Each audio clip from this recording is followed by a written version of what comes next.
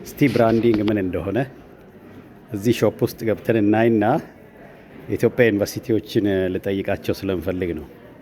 ብራንድ እነሱ አንድ የኢትዮጵያ ዩኒቨርሲቲ በአካባቢው ላይ ምን አይነት ብራንድ ቢሰራ ነው ምሳሌ ሊሆን የሚችለው የሚለው ተወሰኑትን ላሳያችሁ። ቲሸርታቸውን አቶ ዋጋው ላሳያችሁና ታያችኋል። ዋጋው 7 ብር ነው የሚሸጠው። ይሄ እዚህ ጋር ሚቺጋን ስቴት ዩኒቨርሲቲ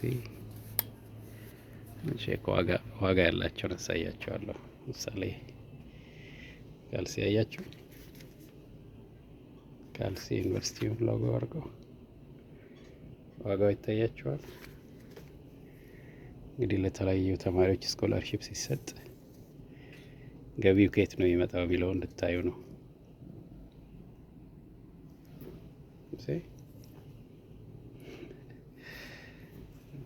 ኮፍያ አለ፣ ልብስ በየአይነቱ ይሄን ነው ለኢትዮጵያ የኮረጅኩ ያለሁት።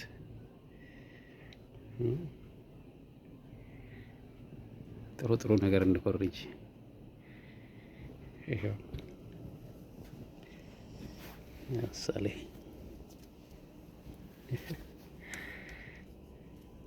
ነኝን ወንድ ኮርጅ ምን አለበት? መኮረጃችን ካልቀረ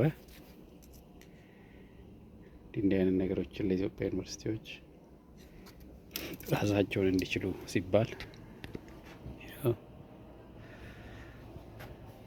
መጠጫዎች፣ ኩባያዎች አሉላቸው የአይነቱ እሳቸውም አሉ። እንደገና የእግር ኳስ ቡድናቸው የራሱን ኳስ አሁን ይሄ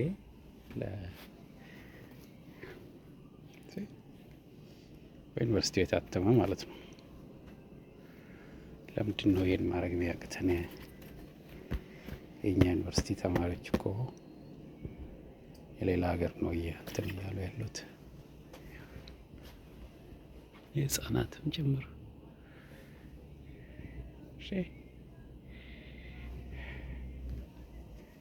መጫወቻ ጭምር እያዩት ያድጋሉ። ከዛ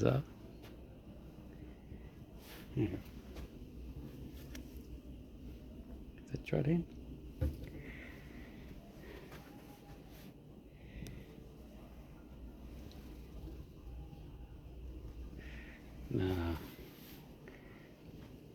ይህን ሁሉ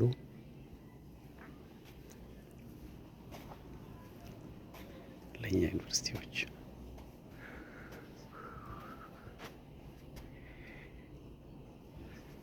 ችላ አስኮርጃችሁ ለምሳሌ ችል ገዛት ሁሉ ፈልጌ ነበር።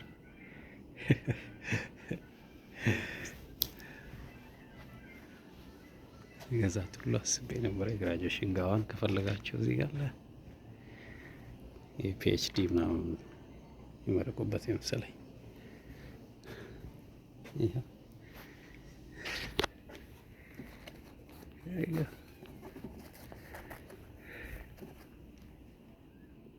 ያችሁት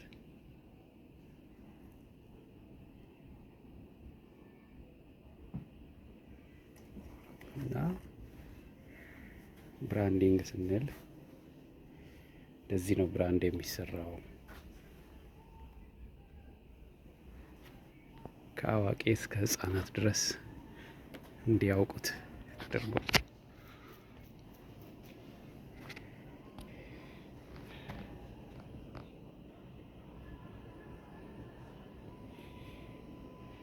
እና ይህንን ያሳየሁት ዩኒቨርሲቲዎች ራሳቸውን ይቻሉ ስንል በዚህ አይነት ነው ገቢ አግኝተው ራሳቸው የሚችሉት። እና እንዳትረሱ ተናግሬ ያለው ለኤስ ኢትዮጵያ አባላት ተናግሬ ያለው ብራንድ እየሰራን ያለነው ብራንዲንግ እንዴት እንደሆነ በተግባር አሳይቻቸዋለሁ። እንግዲህ ይዤው መጣውን መግዛት አለባችሁ።